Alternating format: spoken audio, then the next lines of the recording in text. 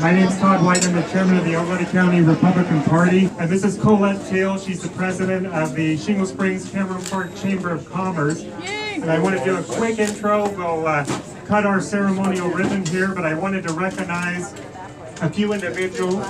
Kelly, can you turn off that music when you get a chance? Okay, thank you very much. So, I wanted to recognize a few people. I'm going to start with our event planning committee. We have Kelly Nalavaya, who's turning off our music. Sammy Hopkins, who's around here somewhere. She's at the bar with her Marine grandson, Devin. And then we got the wonderful Gay Williard, who did most of the food, and she keeps us all in line, and she's also my neighbor, so I got to be on my best behavior. So also we have, well, the elected, so the Republican Central Committee is an elected body, and it's based on the supervisorial district that you live. So we each appointed an elected member of the Alberta County Republican Central Committee raise their hand. I know there's quite a few of you here. So go around the room, you see these people, and you can ask them how to get involved. Many of you know our tireless executive director, who's somewhere around the Trump cutout, Terry Girardi. Where's Terry at? So, all right, I'll go ahead and introduce our dignitaries. I'll have Congressman McClintock say a few words. I've heard that Congressman Kiley's on his way, so we'll see when he arrives. But I will start from the top. We have Congressman Tom McClintock from the 5th District here. Thank you for being here very much. I think he's, well, I can't say he's the best congressman in California, because we'll have the other congressman from California here shortly. But I've got my favorites. His staffer, Matt Reed, is in the back. So we have, I saw Supervisor George Turnbull over here from the Great District 2. All right.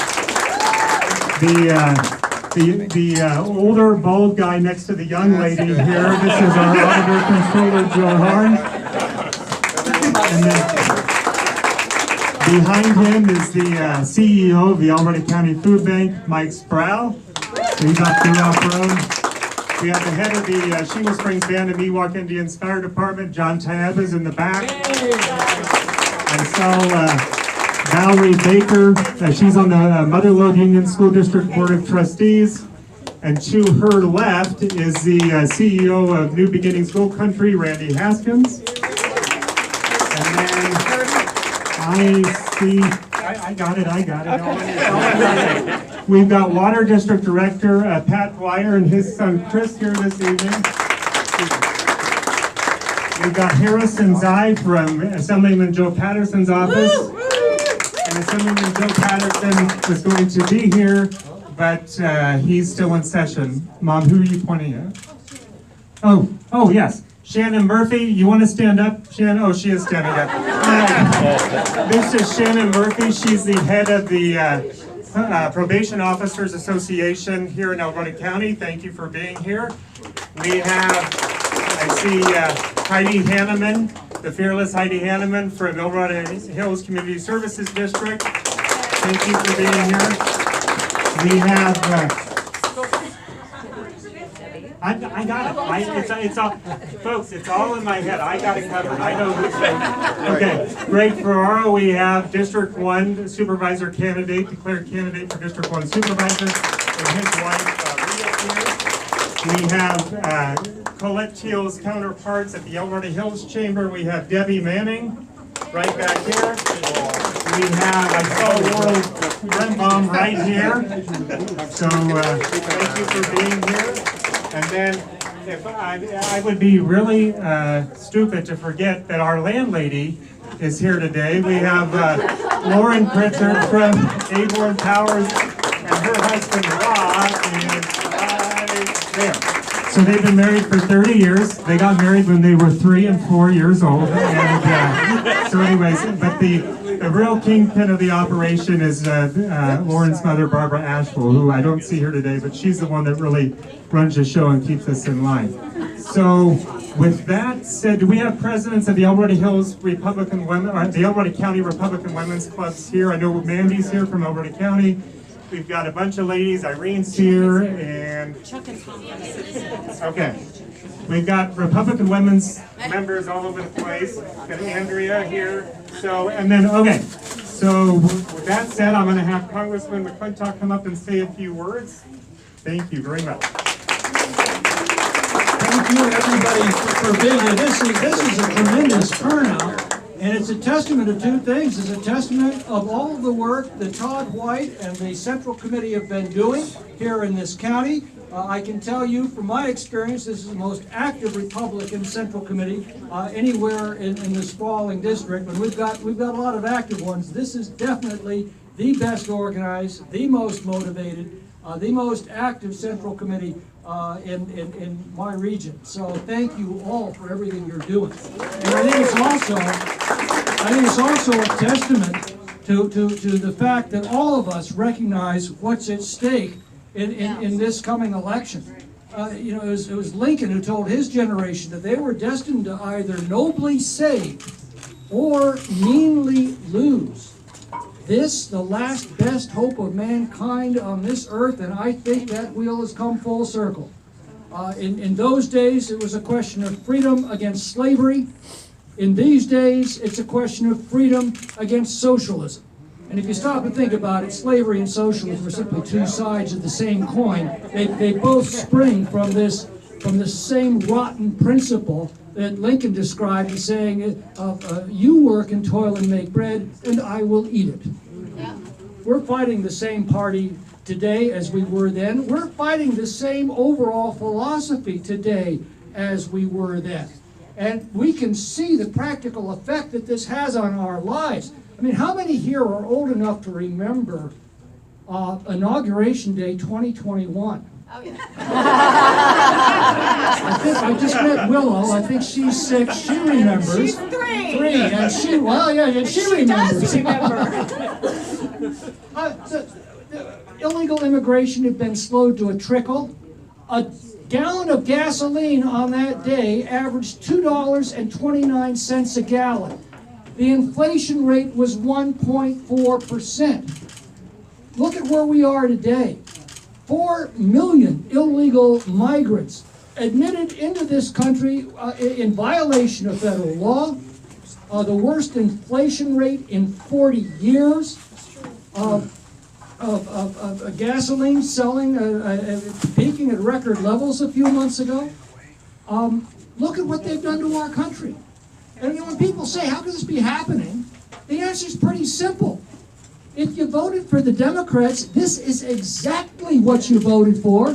And if you're surprised by that, you weren't paying any attention.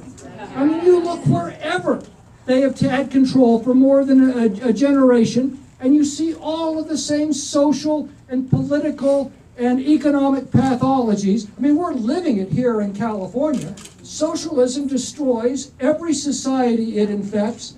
It has always been that way. And what makes the Democrats think that it's going to work any better here than everywhere else in the world it's ever been tried?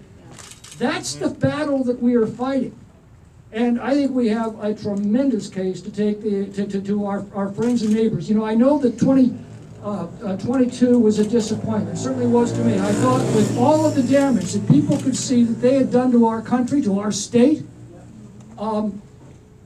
we should pick up 40 seats in the House and at least 5 in the Senate. Well, we picked up 5 seats, a majority in the Senate, or in the House, I should say. That was enough to throw out Nancy Pelosi. That was enough to start passing legislation out of the House to roll back the tax and regulatory burden that the Biden administration has unleashed. That was enough to pass the strongest border security bill in the history of this country out of the House of Representatives. And now we've got to go to our friends and neighbors and explain to them that if you want these bills actually passed into law, we've got to have a Republican Senate and a Republican president to sign these bills next year. And it occurred to me as I was reflecting on why such a disappointing election when we should have swept everything. And it occurred to me, there's something here, see if maybe you can name this tune. all experience hath shown that mankind are disposed to suffer while evils are sufferable, than to right themselves by altering the forms of government to which they become accustomed. That's human nature. Anyone know where that's from? That's in the Declaration of Independence. That was Thomas Jefferson's words. That's just the way we human beings hang. If you think about it, suppose Republicans controlled all parts of the state and federal government, and we were doing everything we promised to do. Slashing spending, rolling back regulations, cutting taxes, securing the border, everything we promised to do. And yet, the country was falling apart. It would take a lot for each of us in this room to say to ourselves, you know, I guess everything I've believed my entire life is wrong, and I'm going to have to start voting for the people that I despise because I don't have a choice anymore. Things got to get pretty bad in order for people to come to that conclusion and to alter the forms of government to which they have become accustomed. Well, folks, I think we're there. And our mission, all of us, is to talk to every friend, every neighbor, every family member who's on the fence or on the other side, and help them connect the dots between the votes they've been casting and the condition of their lives today. We've got a very powerful question we'll be putting to the American people next year. Are you better off today than you were 4 years ago? No. There is no way to spin the answer to that question. Everybody knows in their own lives how things are going. And so as the Democrats try to tell us everything's great, 75%, at least 74% of the American people in the latest poll are trying to tell them we're on the wrong track. I think Republicans are on the right track. I don't think we've ever had an easier case to make to the American people than the case we're going to have to make in the months leading up to the 2024 election. The night of that election, let's promise all of us, first of all, let's all promise each other to do everything we can every day, something, somewhere, to be a part of that great debate that will be going on among the American people that will produce this great awakening, which means a rebirth of freedom for our country. And then let's all plan on gathering back here election night. Yes. As we cheer a Republican Senate, a Republican House, and a Republican President, and then we will have the opportunity to set things right. Thank you all for letting me do.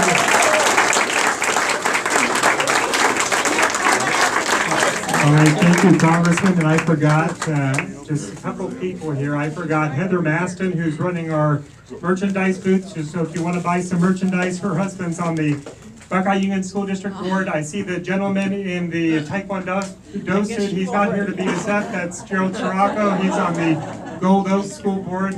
His wife Megan is here. And then I forgot to introduce our World War II veteran in the room, Art Patterson. So Art,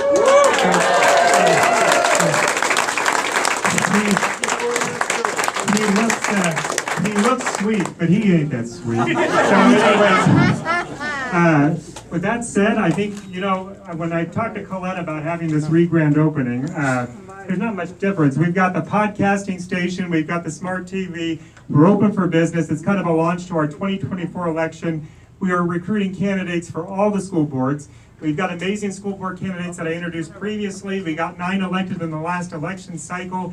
Kevin's in District 3, which is good. Obviously, McClintock is back, and he's killing it, so we're happy about that. We've got 3 supervisorial seats that we need to get Republicans elected in. District 1, which is occupied by Heidel. He'll be terming out. We've got District 2, obviously, hello. We've got to re-elect Supervisor George Turnbull.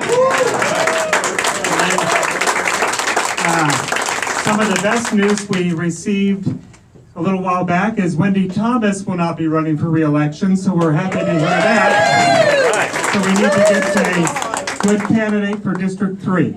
So with that said, well, so I lied to Colette. We're just having a party. I mean, this is what this is. So she's here, and we're going to just do a ceremonial ribbon cutting. Well, congratulations on your amazing remodel talk and the launch of the 2024 campaign. So with that, let's go countdown 3, 2, 1.